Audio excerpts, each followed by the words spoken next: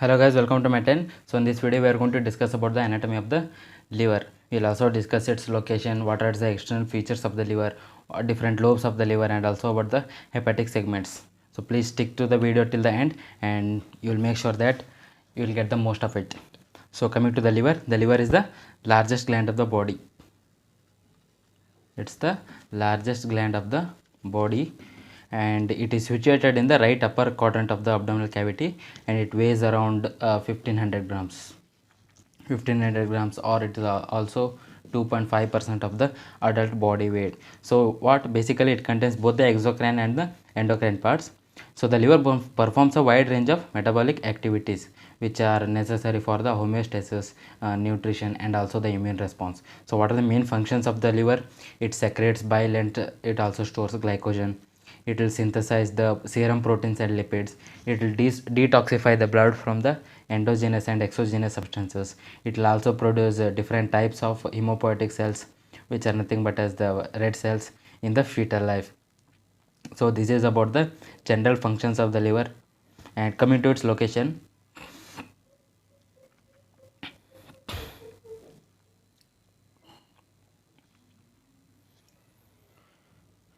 location of the liver. So the liver is located in the right hypochondrium. It almost completely fills the right hypochondrium. If you don't know what is the right hypochondrium, we have another video on the regions of the abdominal cavity. Please make sure to watch that anatomy video. So this liver almost completely occupies the right hypochondrium in the and also the upper part of the epigastrium and slightly it will extend to the left hypochondrium. So this is about the location of the liver. Coming to its shape, so what is the shape of the liver? The liver is a wedge shaped organ. It's a wedge shaped organ. It's a wedge shaped organ and it resembles a four-sided pyramid. Coming to its weight, in males it will weigh up to the 1.2 to 1.5 kgs, and in females it will weigh up to the 1.2 to 1.4 kgs, and in the newborns it will be up to the 150 grams. So approximately an adult 1/40th of the body weight it will weigh. And what is the color of the liver? It is red brown in color. So this is about the size, shape, and color, and also the introduction and functions of the liver. Now let's discuss about the external features of the liver. So coming to the external features.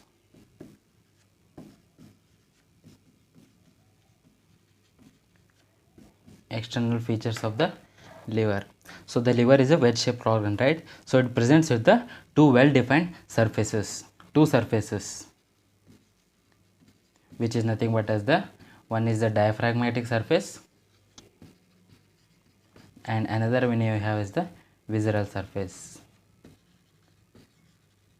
So the liver presents two surfaces, the diaphragmatic surface and the visceral surface.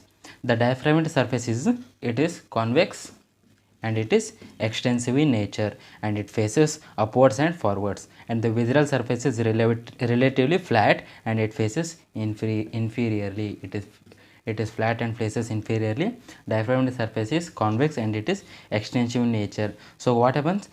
Conventionally the diaphragmatic surface is further subdivided into the superior, anterior, right lateral, and the posterior surfaces. So I told you that liver looks as a pyramid, right? So how does it look? Like this.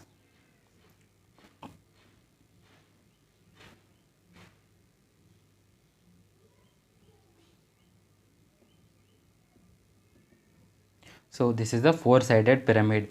This is the superior surface, this is the anterior surface, this is the right lateral surface, and then we have the posterior surface here, and below it we have the inferior surface. This is the inferior surface, and the diaphragmatic surface, it is further subdivided into four surfaces, which is nothing but as the superior, anterior, right lateral, and the posterior surface. So this is about the pyramidal shape of the liver. And we look at the liver, how it is viewed from the front. The liver is like this. So it presents with two notches. One is the fossa for the gallbladder, and another one you have is the fissure for the ligamentum teres hepatis. So this is the front view of the liver. Here we have the inferior vena cava, and then here we have the fissure for the ligamentum teres hepatis. Ligamentum teres hepatis. Ligamentum teres hepatis, and then this is the falciform ligament, and then we have fibrous aponeurosis somewhere here, and here this notch is called as the cystic notch.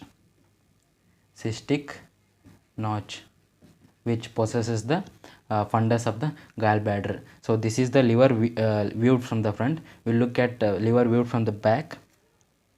So coming to the liver viewed from the back, it is like this. This is the back of the liver. It is divided somewhat like this. So it will take a different color.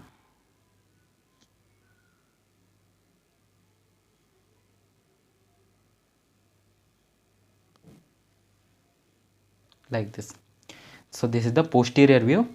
This is the posterior end of the falciform ligament. Posterior end of the falciform ligament, and here this is called as the caudate lobe.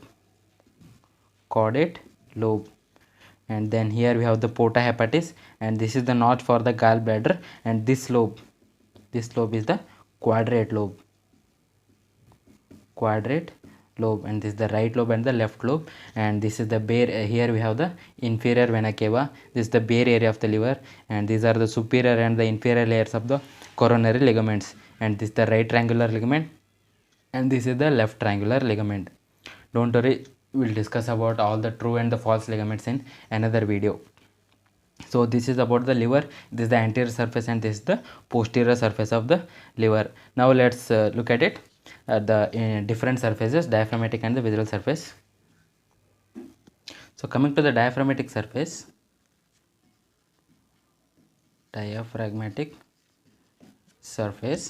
so diaphragmatic surface is a dome shaped surface which includes the smooth peritoneal areas, and it also faces superiorly and anteriorly to the right and the rough bare area, and the inferior vena cava is embedded in the deep sulcus in the left part of the bare area. So in most of these cases, this sulcus is roofed by the fibrous tissue or ligament of the vena cava, and the peritoneal ligaments are the coronary, left and the right triangular, and the falciform ligaments. So this is about the diaphragmatic surface. So coming to the visceral surface, the visceral surface is relatively flat or concave. It is flat or concave, and it is directed downward and backward to the left. So it is separated from the diaphragmatic surface by the sharp inferior border, and behind the diaphragm by the posterior layer of the coronary ligaments. And what are the notable features on the visceral surface? We have the fossa for gallbladder,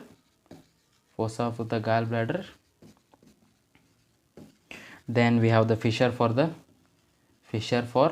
ligamentum venosum, ligamentum teres hepatis,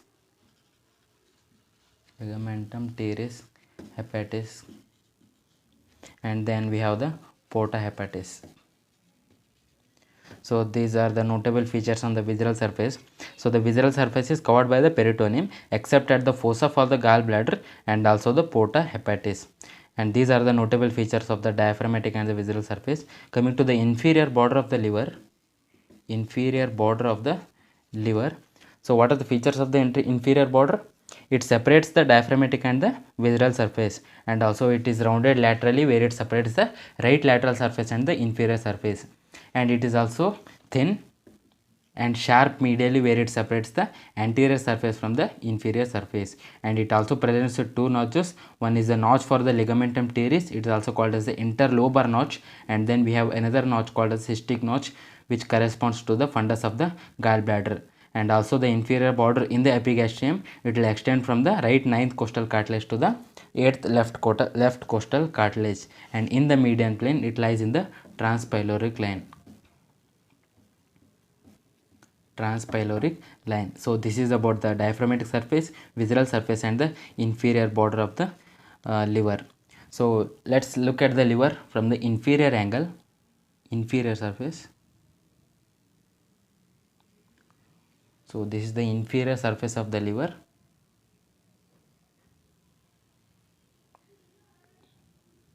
I'll explain you everything. Okay, so this is the inferior vena cava. This is the inferior vena cava, and then here we have the gallbladder. This is the gallbladder. This is the inferior vena cava. This is the bare area of the liver. This is the bare area of the liver, and this is the fissure for the ligamentum teres hepatis. Ligamentum teres hepatis, that's the fissure, and this is the fissure for the ligamentum venosum. Fissure for the ligamentum venosum, and this area is known as the porta hepatis. Porta hepatis. So inferior surface we have the fissure for the ligamentum venosum, fissure for the ligamentum teres hepatis. This is the porta hepatis. We have the fundus of the gallbladder situated here. We have the inferior vena cava and the bare area of the liver here. So this will divide this area into this area above the porta hepatis. We have the caudate lobe of the liver, and below the porta hepatis and the gallbladder, this area is known as the quadrate lobe of the liver, and this is the left lobe of the liver, and this is the right lobe of the liver. So we have the caudate lobe, quadrate lobe, the left lobe and the right lobe of the liver. So now let's discuss in detail about the lobes of the liver. So coming to lobes of the liver. So lobes of the liver are divided into anatomical lobes and the physiological lobes. We have the anatomical lobes, then we have the physiological lobes. We have the anatomical lobes and the physiological lobes. Firstly, we will discuss about the anatomical lobes. Anatomical lobes. So on the diaphragmatic surface, the liver is divided into two lobes. So anatomical lobes is further divided according to the whether it is the diaphragmatic surface or it is the visceral surface. So if it is the diaphragmatic surface, we have the right and the left lobe. And when it comes to the visceral surface, we have the right lobe, we have the left lobe, and we have the caudate lobe and the quadrate lobe. So anatomical lobes, we have the diaphragmatic and the visceral surface. On the diaphragmatic surface, we have the right and the left lobe, which are divided by the attachment of the falciform ligament. So the right lobe forms the base of the wedge shaped liver, and approximately it is 6 times larger than the left lobe. So coming to the visceral surface, the liver is divided into 4 lobes: the right lobe, left lobe, quadrate lobe and the quadrate lobe, by the fissures and fossae present on the surface, which are the ligamentum teres, ligamentum venosum, porta hepatis, and the groove for inferior vena cava and the fossa for the gallbladder. So these all fissures will divide the livers into the 4 lobes on the visceral surface and 2 lobes on the diaphragmatic surface. So coming to the physiological lobes, the division of the liver into lobes is based on the intrahepatic distribution of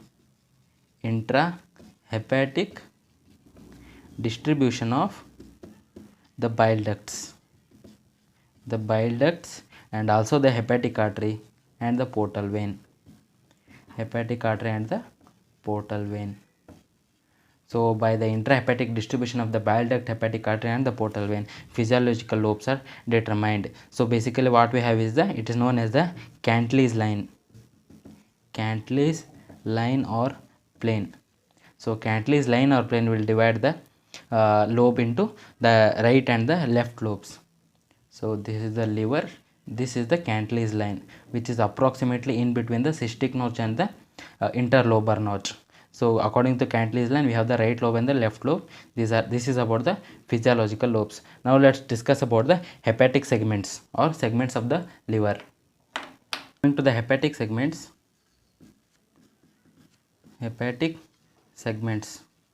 or segments of the liver. So basically these are structural units of the liver. Structural units of the liver, and there are 8 hepatic segments. So there is right physiological lobe and the left physiological lobe. So the right physiological lobe is divided into the anterior and the posterior part. We have the liver right. This is divided into the right and the left lobe. This right lobe is divided into the anterior part. Then we have the posterior part. The right lobe, we have the anterior and the posterior part. And coming to the left lobe, we will divide it into the medial and the lateral part. So this is the medial part, and this smaller one is the lateral part. Medial, this is the lateral. So what are the hepatic segments? According to the physiological law, we'll divide it into the right lobe and the left lobe, right? So right lobe will divide into the anterior and the posterior part, and the left lobe is divided into the medial and the lateral part, and each of these parts will divide them in half. We'll divide them in half, and these two above and downward, that's 1, 2, 3 and 4, and then here we have the 5, 6, 7 and 8. So basically there are 8 resectable segments of liver. So basically there are 8 surgically resectable hepatic segments, and the veins draining the hepatic segments are intersegmental, that is they drain more than one segment. So on the surface of the liver there is no identifiable demarcation between the anterior and posterior segments of the right lobe, and the fissure for the ligamentum teres and the ligamentum venosum will mark the junction between the medial and lateral segments of the left lobe. So the quadrate and the quadrate lobes are also incorporated into the upper and lower areas of the medial segment of the left lobe. So this is about the hepatic segments or segments of the liver. Thank you guys. Thank you for watching video till the end. If you like the video, make sure to subscribe and hit the like button, and also share it to your other friends who are finding anatomy difficult. Thank you so much.